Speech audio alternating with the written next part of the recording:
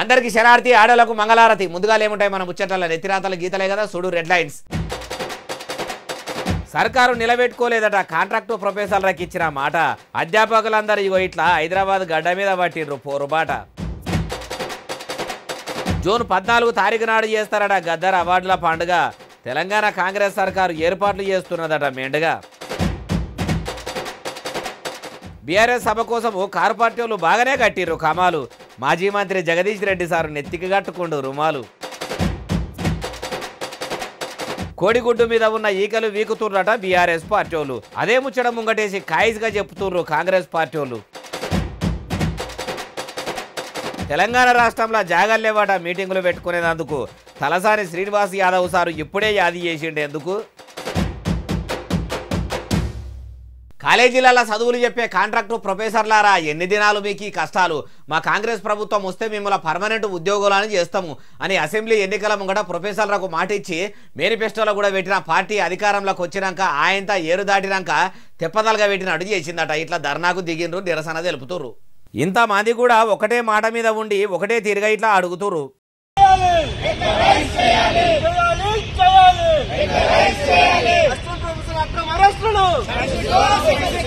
ఇట్లా నినాదాలు ఎత్తుకుర్రు. ఇక వాళ్ళ బాధ కూడా ఇనుండ్రి. శాంతియుత పందాలో వాళ్ళు ప్రజాస్వామ్య పద్ధతిలో నిరసన వ్యక్తం చేస్తుంటే ఓయూ వైస్ ఛాన్సలర్ అప్రజాస్వామిక పద్ధతిలో వాళ్ళని అక్కడి నుంచి అరెస్ట్ చేయడం, పోలీస్ స్టేషన్ తరలించడం, ఒక ఉద్యమాల గడ్డపై ఉపాధ్యాయులను అరెస్ట్ చేయడం సిగ్గుగా భావిస్తూ ముక్త కంఠంతో JNTU Hyderabad assistant professor contract association ముక్తకంఠంతో ఖండిస్తుంది. ఇన్నరా తెలంగాణ పోరాటాల పురిటిగడ్డ ఉస్మానియాలనే శాంతియుతంగా పోరాటం చేసి అసిస్టెంట్ ప్రొఫెసర్ల హక్కుల కోసం నిరసన తెలుపుతుంటే అరెస్టులు చేసుడేంది. అయినా వాళ్ళు ఏమన్నా గొంతమ్మ కోరికలు కోరుతుర్రా? ముఖ్యమంత్రి కం చదువుల మంత్రి యనమల రేవంతాల సారు మంత్రి శాఖను ఏమన్నా ఇయ్యమని అడిగిర్రా? ఇందిరమ్మ సర్కారు వస్తే పర్మనెంట్ చేస్తామని మేనిఫెస్టోలో పెట్టిన ఉద్యోగాలనే పర్మనెంట్ చేయమంటే ఇట్లా పంచాది లేపి అక్రమ అరెస్టులు చేసుడేంది. ఈ కాంగ్రెస్ లీడర్లకు ఎట్లా న్యాయం అవుతుందో ఎట్లా జయమవుతుందో. ఇట్లా ఎంతమందిని మోసం చేసుకుంటూ పోతారు. 6 గ్యారెంటీలు పురాగా అమలు చేయక అట్లా ప్రజలను గోసవుచ్చుకోబట్టే ఆఖరికి గుత్తకు పనిచేసే అధ్యాపకులకు కూడా ఇచ్చిన మాట నిలబెట్టుకోకుండా ఇక తెలంగాణలో ఏముద్దరిద్దామని కాంగ్రెస్ వాళ్ళు ఏలువాడిలకు వచ్చిర్రో. ఇంతమంది నిరసనలు, రాస్తారోకోలు, ధర్నాలు కళ్ళకు కనబడతలేవా? ఎత్తి పొడుస్తుంటే చేయి పార్టీలకు ఏం కూడా ఇజ్జత్ అనిపిస్తలేదా అంటుర్రు ఈ ముచ్చటిన్నోళ్ళు.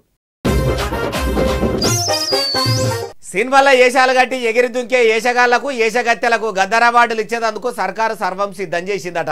తెలంగాణ బతుకు చిత్రాల నటించిన నటీనటులకే గద్దర్ పేరు మీద అవార్డులు ఇస్తారా?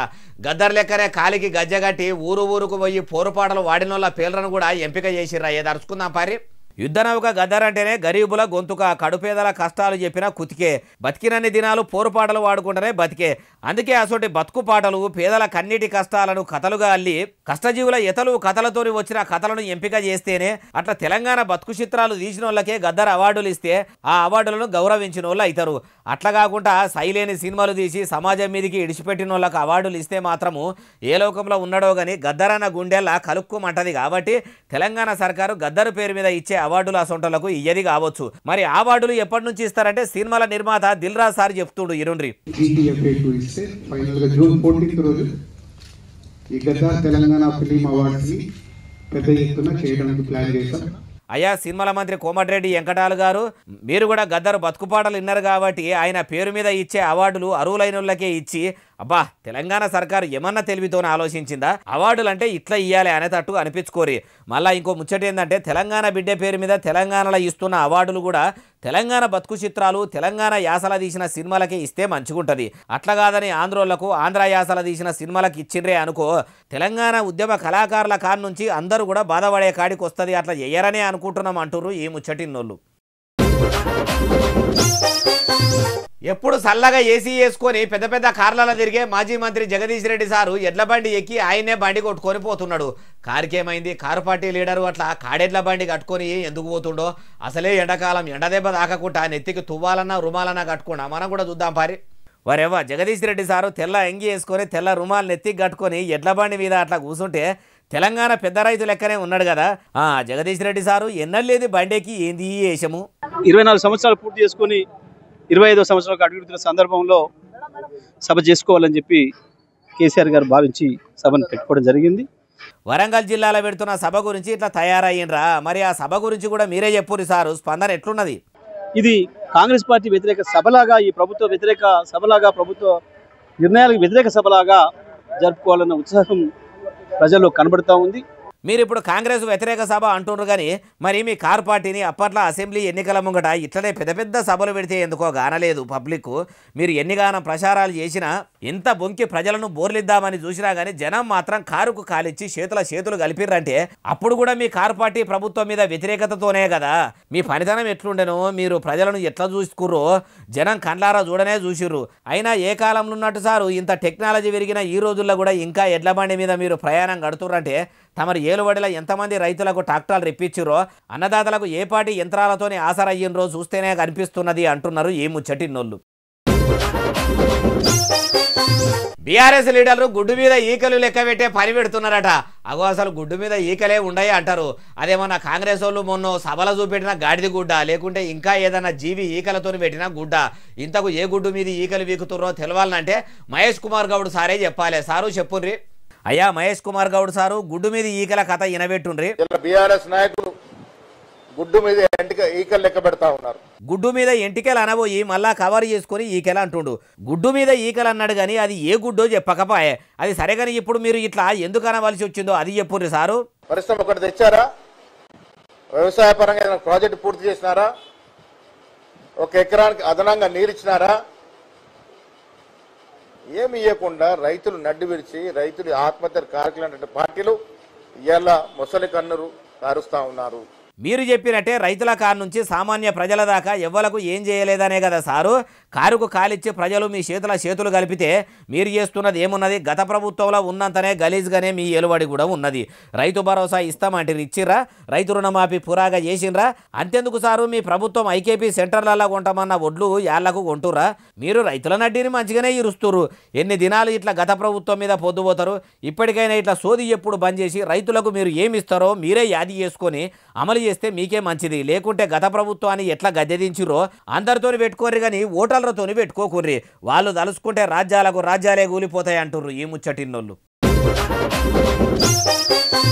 తెలంగాణ రాష్ట్రంలో రాజకీయం లీడర్లు మీటింగులు పెట్టుకునేందుకు జాగా కూడా దొరుకుతలేదట. చెరువులు కుంటలనే కాకుండా కొందరు కబ్జాలు పెట్టేటోళ్ళు ఆఖరికి సమావేశాలు సభలు పెట్టుకునే తావులను కూడా చెరబట్టినరా. ఇంతకు మీటింగులు పెట్టుకునేంత తావు కూడా లేదని ఎవరన్నారే బాలన్న అంటారా? అన్న మనిషిని కూడా తెచ్చిన చూడుర్రి. అయ్యా తలసాని శ్రీనివాస్ యాదవ్ సారు ఇక చెప్పుర్రి. తెలంగాణ ఉద్యమం అప్పుడు ఆ రోజుల్లో స్థలాలు బాగా దొరికినాయి మీటింగ్ పెట్టుకోనికి. కానీ ఈ 10 సంవత్సరాలలో కేసీఆర్ గారి నాయకత్వంలో అద్భుతమైనటువంటి డెవలప్మెంట్ అయిన తర్వాత, ఈరోజు ఇన్ఫ్రాస్ట్రక్చర్ వచ్చిన తర్వాత, ఆ ప్రాంతాలను అభివృద్ధి జరిగినాక మీటింగ్ పెట్టుకోవాలంటే జాగా దొరుకుతలేదు. అభివృద్ధి జరిగితే మరి మీ బీఆర్ఎస్ పార్టీ పాత వరంగల్ జిల్లా ఇప్పటి హనుమకొండ జిల్లా ఎలకతుర్తిలో ఏర్పాటు చేస్తున్న సభకు అంతగానం ఖాళీ జాగా ఎట్లున్నది సారు? అంటే వరంగల్ జిల్లాలో మీరు చెప్పినంత అభివృద్ధి జరగకుండా ఓరుగల్లు జిల్లాల ఎలకతుర్తి వెనకబడ్డదా ఎట్లా? ఆ ముచ్చట కూడా మీరే చెప్పాలి. అయినా మీ గులాబీ బాసు ముఖ్యమంత్రిగిరి ఎలగబెట్టినప్పుడు అభివృద్ధి జరిగితే ఇప్పటికీ రాష్ట్రంలో ఎనుగుల చిప్ప ఎనుగులనే అన్నట్టు ఎందుకున్నది? ఎన్ని గ్రామాలకు ఇప్పటికీ తొవ్వలు సాపులేవో ఎరికేనా? ఎన్ని గూడాలు తండాల అప్పట్లో మీ కారు గుర్తు మీద ఓట్లు గుద్దిన ప్రజలు కష్టాలు పడ్డారో ఎరికేనా? కడుపేదల కష్టాలను కేసీఆర్ సారు పట్టించుకుంటలేడనే కదా సారు. కర్రు కాల్చి కారు టైర్లు గాలిస్తే గాలి మొత్తం తుస్సున పోయి మీ కారును గ్యారేజ్లో పెట్టే కాడికి వచ్చే. తెలంగాణ రాష్ట్రంలో ఏం అభివృద్ధి ఏందింది? ఎవరు వృద్ధిలకు వచ్చిర్రంటే కాలినడకన తిరిగిన మీ కారు పార్టీ లీడర్లు పెద్ద కార్లలో ఓవుకుంటా వృద్ధిలకు వచ్చిర్రు. మీ గులాబీ గుడిసెల ఉన్నోళ్ళు ఆస్తులు సంపాదించుకొని అంతంత ఎత్తుకు ఎదిగినరు, పెద్ద బంగుళాలు కట్టుకున్నారు. ఉద్యమం టైంలో మీరు కూడా తెలుగుదేశంలో ఉన్నప్పుడు ఎట్లుండేటోళ్ళో ఎరుకున్నదే. ఇంకా ఏం అభివృద్ధి చెందిందంటే ఉద్యమ పార్టీగా పుట్టిన టీఆర్ఎస్ పార్టీ భక్తు రాజకీయ పార్టీగా మారి దేశ రాజకీయాల్లో కాలు పెట్టేంత ఎదిగే కాడికి వచ్చింది. కానీ కాలం కలిసిరాక కారుకు టక్కరైనంత పని అయిందంటారు ఈ ముచ్చటిన్నోళ్ళు. మాజీ ముఖ్యమంత్రి కల్వకుంట్ల చంద్రశేఖరరావు సారు శోభమ్మల పెళ్లి రోజు వేడుక అయింది. పువ్వుల దండలు ఏపించి కేసీఆర్ సార్ను శోభమ్మను అందరూ మురిపిస్తుంటే మునుపు లగ్గమైన రోజును యాది చేసుకుని ఎదరాల మొగలు సంబరపడుతుంటే దండలేపించిన వాళ్ళు కూడా దండిగా మురిసిపోయిర్రు. చూడుండ్రి వాళ్ళ సంబరం ఎట్లున్నదో. వారెవ్వ దండలేసుకొని దండిగా మురిసిపోతుర్రు. మాజీ ముఖ్యమంత్రి సార్కు మునుపు లగ్గం చేసుకున్న రోజులు కళ్ళమ్మగడ మెదిలినట్టున్నాయి. సార్ మొక్కం చూడుండ్రి ఎక్కదీపం వలన ఎలిగిపోతున్నట్టు లేదు.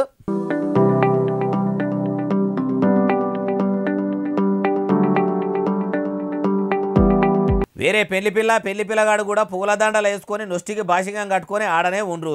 పెళ్లి పిల్లనేమో శోభమ్మ మీదికి సెంటు జాలినట్టున్నది కదా, ఇద్దరికి ఉంగరాలు ఇచ్చి ఉంగరాలు మార్పిచ్చిర్రు.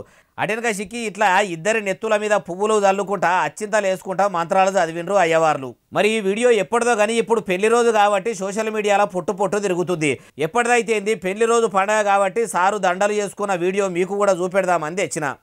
కేసీఆర్ సారు మీకు మీ ఇంటామెకు బాలన్న ముచ్చట్లు తరపున పెళ్లి రోజు శుభాకాంక్షలు.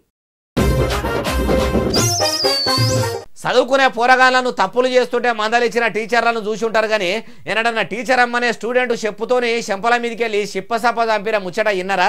గురువును దైవంతో సమానంగా చూస్తారు, కాళ్ళు మొక్కి దీవెనార్తులు తీసుకుంటారు. అసోటిది కాలి చెప్పుతోని కొట్టుడు ఏంది అంటారా? ఇక చూడుండ్రి.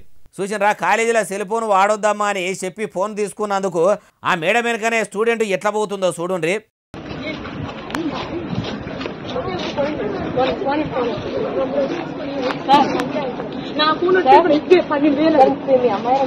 $12,000 అనుకుంటా పంతులమ్మ వెనకనే నడుచుకుంటా పోయి ఇట్లా అనుకొచ్చింది.